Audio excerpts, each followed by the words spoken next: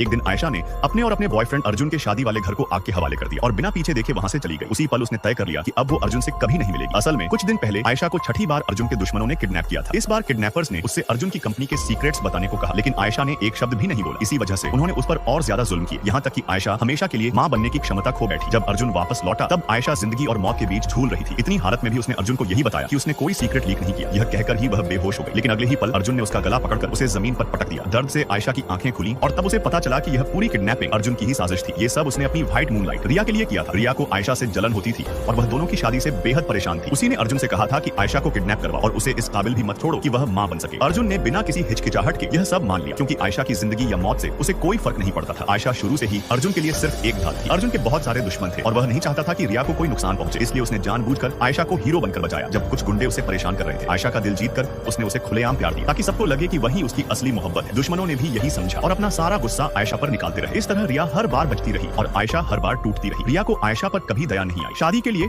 आयशा ने जो सुंदर नेल्स बनवाए थे उन्हें देखकर रिया को इतनी जलन हुई कि उसने किडनैपर से आयशा के सारे नाखून उखड़वा दिए और अर्जुन वह चुपचाप रिया को गले लगाकर वहां से चला गया। कुछ समय बाद जब आयशा होश में आई तो उसने देखा अर्जुन उसके पास बैठा चिंता दिखा रहा है। आयशा ने धीरे से पूछा कि उसके नाखूनों का क्या हुआ, क्योंकि बेहोश होने से पहले तो सब ठीक था। अर्जुन ने बिना पलक झपकाए सारा दोष किडनैपर्स पर डाल दिया और नकली पछतावे के साथ कहा कि वह हालात को समझ नहीं पाया। उस पल आयशा का दिल पूरी तरह मर चुका था। उसने दूध वाली चाय पीने का बहाना बनाया और अर्जुन को बाहर भेज दिया। अकेले में उसने कसम खाई कि वह इस राक्षस जैसे इंसान से दूर जाएगी और उसे अपने दर्द का 100 गुना एहसास करवाएगी। आयशा सीधा अर्जुन के बिजनेस राइवल कबीर के पास पहुंची और उसके साथ मिलकर बदला लेने का फैसला किया। कबीर को यकीन नहीं हुआ, क्योंकि सब जानते थे कि आयशा अर्जुन के लिए जान दे सकती है। तब आयशा ने अपनी जैकेट उतारी और अपने शरीर पर मौजूद जख्म दिखाए। हर निशान एक कहानी था, हर जख्म एक साजिश। कबीर को तब जाकर सच समझ आया और दोनों ने मिलकर प्लान बनाया कि 7 दिन बाद अर्जुन की जिंदगी तबाह कर दी जाएगी। घर लौटने पर आयशा ने देखा कि अर्जुन पहले से घर पर मौजूद था और उसके बाहर जाने से नाराज लग रहा था। आयशा ने चुपचाप कबीर का कार्ड अपनी जेब में डाला और मासूम बनकर अर्जुन के पास चली गई। उसने अर्जुन को पहले से तैयार किया हुआ गिफ्ट दिया, जिससे उसका गुस्सा थोड़ा शांत हो गया। अर्जुन डरता था कि कहीं आयशा उसे छोड़ न दे। उसे लगा वह सब रिया के लिए कर रहा है, लेकिन सच यह था कि वह कब आयशा से प्यार करने लगा उसे खुद पता नहीं चला। और यही प्यार आयशा का सबसे बड़ा हथियार था। हालांकि जब भी आयशा को अर्जुन और रिया की सच्चाई याद आती उसे उल्टी जैसा महसूस होता। इसी दौरान गलती से अर्जुन के हाथ कबीर का कार्ड लग गया। आयशा की हालत देखकर अर्जुन टूट गया और बोला कि वे बच्चे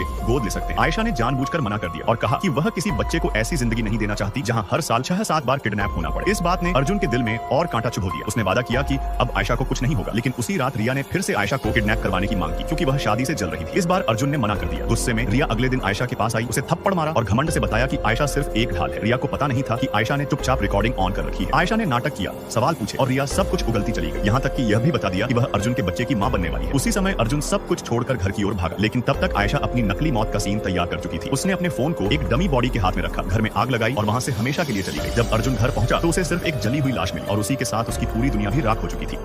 रिया तब तक निश्चल खड़ी रही जब तक उसने अपनी आंखों के सामने आरव को शत्रु